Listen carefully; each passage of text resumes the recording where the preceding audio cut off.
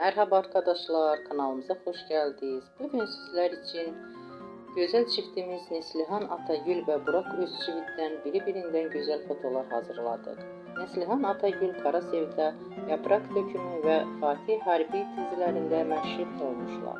Biz de sizler için onların romantik karelerini hazırladık. Bu videoların devamlı gelmesini istiyorsunuzsa kanalımıza abone olup yorum yazmayı unutmayın. Herkese teşekkürler. Bizden